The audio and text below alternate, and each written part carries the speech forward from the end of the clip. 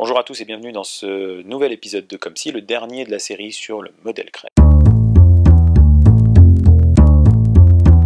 Alors cet épisode, c'est celui où je voudrais donner les sources qui ont mené à ces réflexions sur ce modèle, de citer les auteurs et un petit peu de décrire rapidement leurs travaux pour les gens qui seraient intéressés pour aller creuser un petit peu plus loin.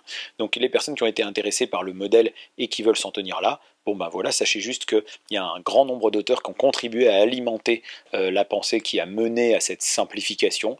Et pour les gens qui veulent aller un petit peu plus loin, je vais vous parler de quelques auteurs extrêmement inspirants en psychologie, en thérapie, et dont les écrits pourraient éventuellement vous intéresser et dans lesquels vous retrouverez un petit peu des éléments qui ont conduit à ce que vous venez de voir dans les vidéos précédentes. Alors le premier de ces auteurs quand même à l'origine de cette réflexion, c'est quand même Michael White. Michael White qui est un thérapeute australien qui est décédé en 2008 et qui est l'inventeur des thérapies qu'on appelle les thérapies narratives. Et les thérapies narratives, c'est un modèle vraiment extrêmement intéressant, extrêmement utile pour les psychothérapeutes, un modèle dans lequel, entre autres, on va s'intéresser aux intentions et aux valeurs des gens par rapport à leurs actions.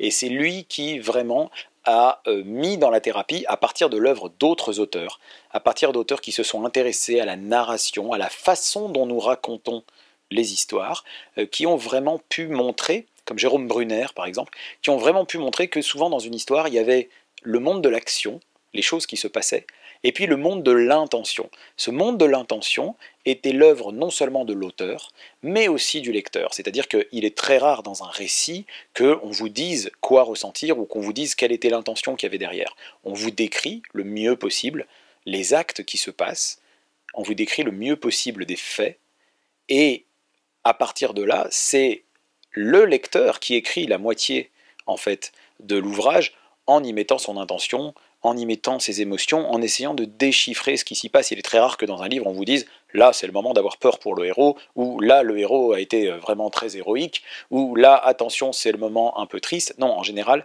vous lisez et vous ressentez quelque chose, et c'est pour ça que un très bon livre est le fruit d'une collaboration quelque part entre l'auteur et le lecteur.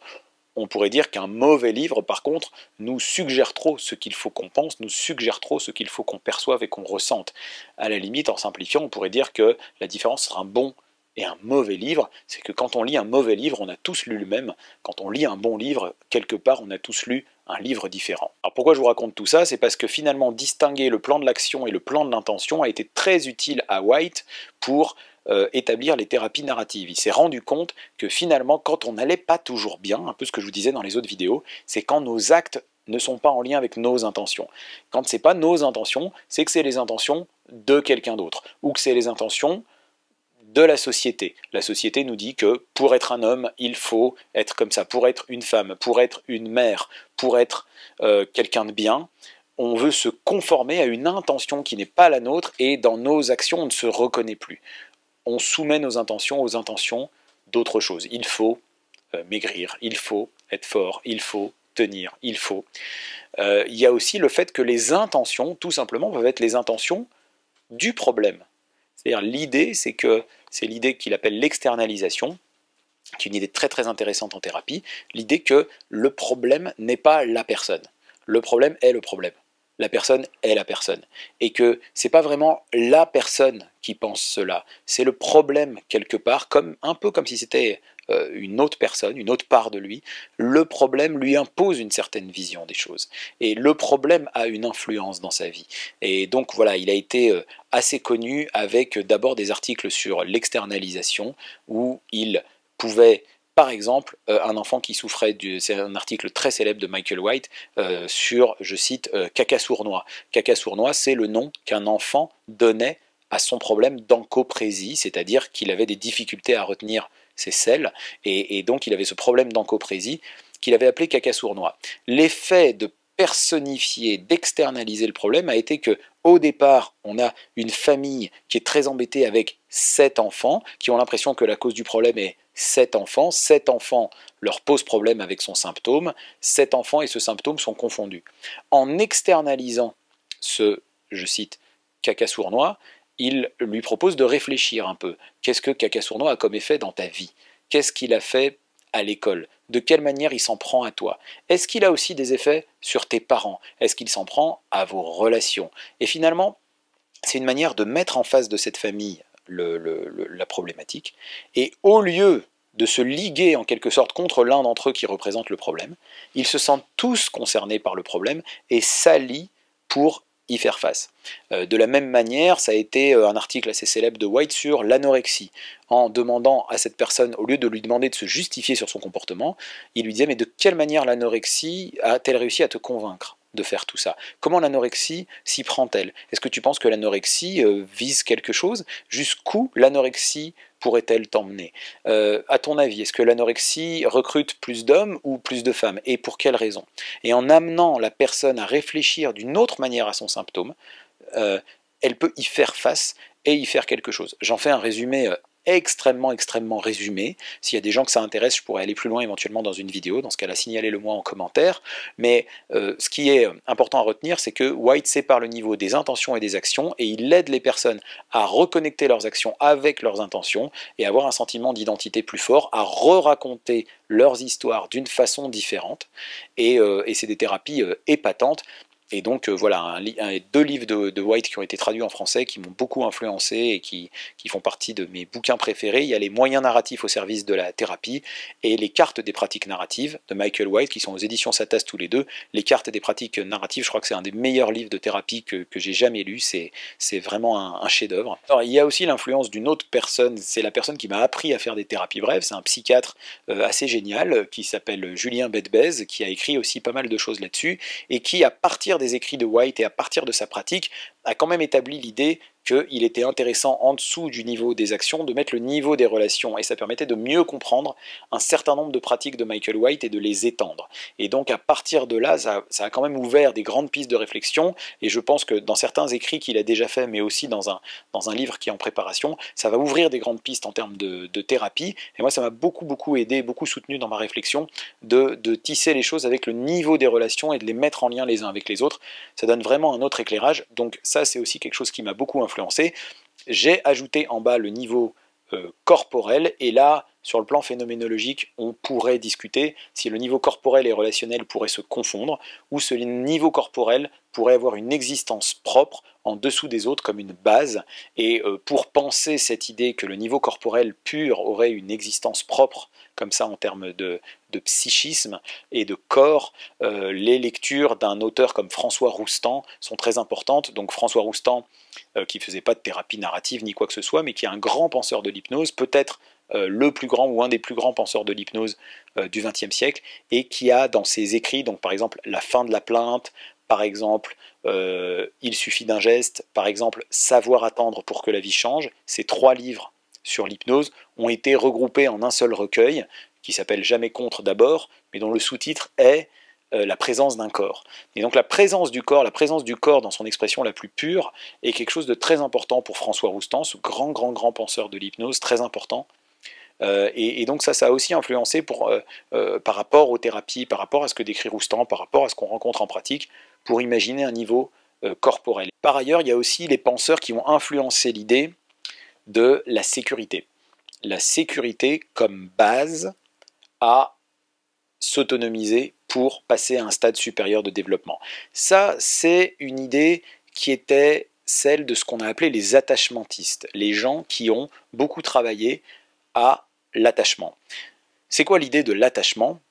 Très simplement, c'est une idée qui avait un peu bousculé les idées psychanalytiques classiques. Chez les psychanalystes classiques du début de la psychanalyse, les comportements d'attachement de l'enfant étaient en fait non pas une fin en soi, mais un moyen pour obtenir des gratifications, pour obtenir de la nourriture, pour obtenir quelque chose. Quand un enfant manifestait de l'attachement, c'était pour assouvir des pulsions, puisque dans la vision de Freud, l'enfant est ce qu'il appelle, je cite, un pervers polymorphe, c'est-à-dire l'enfant est quelqu'un qui a des pulsions et qui cherche à les assouvir, à les satisfaire de toutes les manières possibles. Et donc, les comportements d'attachement étaient un moyen et non pas une fin. Ce qu'ont amené les attachmentistes, et notamment le plus grand d'entre eux, John Bowlby, c'est le fait que l'attachement est en soi un besoin. Alors, John Bowlby, je vais m'expliquer. John Bowlby, qui est-ce? C'est un pédiatre et psychanalyste anglais, et à la fin de la guerre, il a été chargé par les Nations Unies, qui lui ont confié une mission et qui lui ont confié des moyens pour étudier quels étaient les besoins spécifiques des orphelins. On est à Londres, on est après la guerre, il y a eu beaucoup de bombardements, la ville est dévastée et il y a des orphelinats qui sont pleins.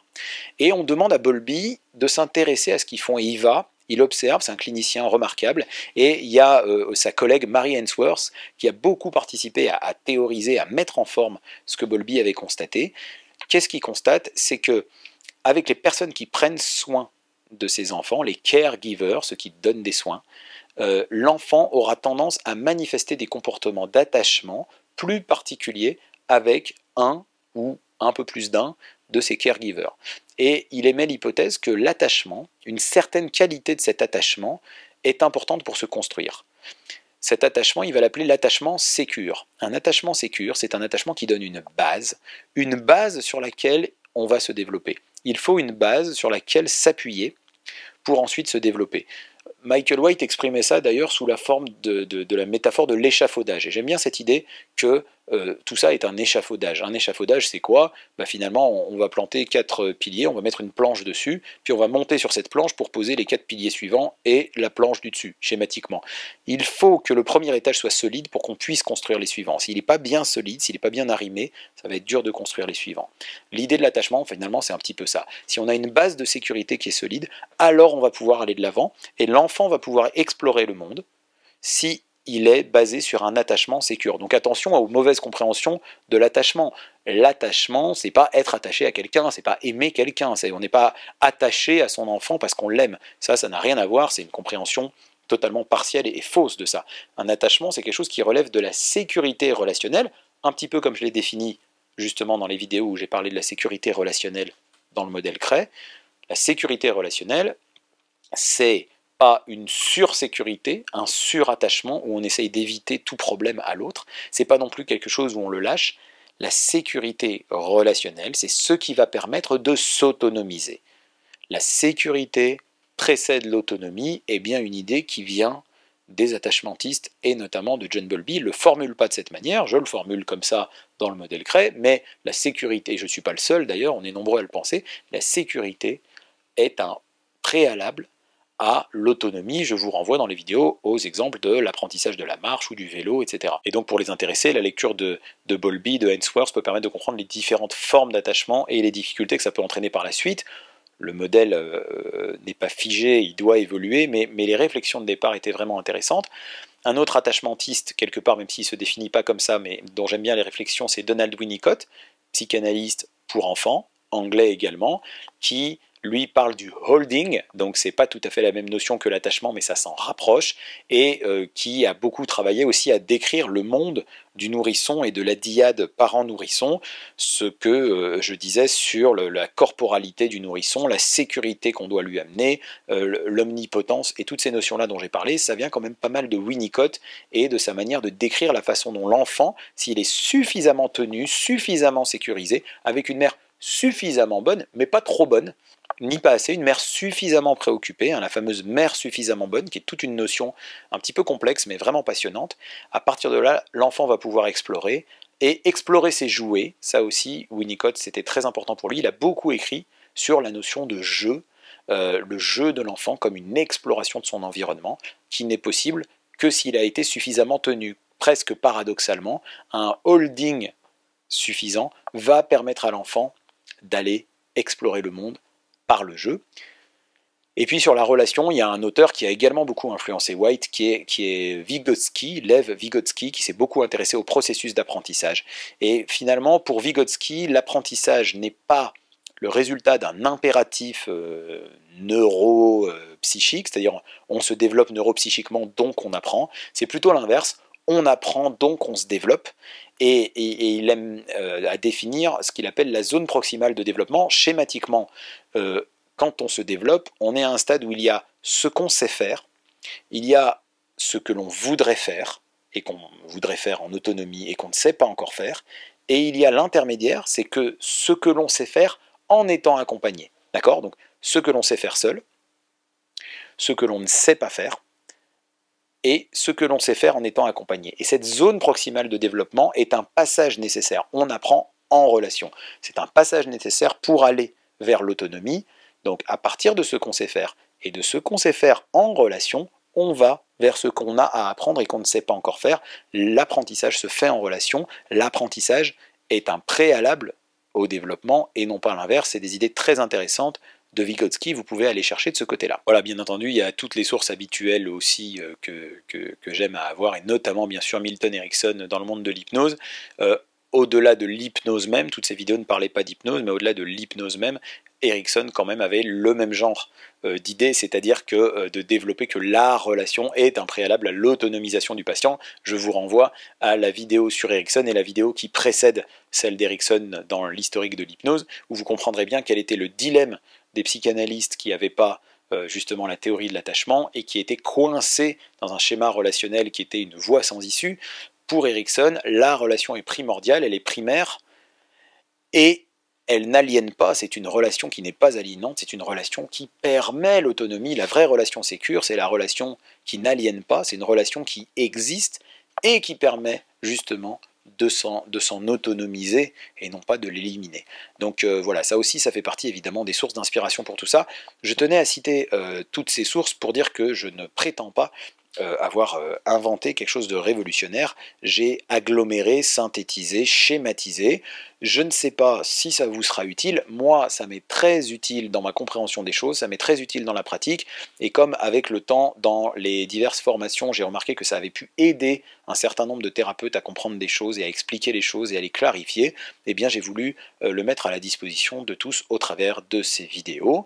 Et voilà, les prochaines vidéos parleront de sujets probablement très différents. Je vous laisse à vos réflexions pour vous retrouver la prochaine fois finalement comme si... Yeah.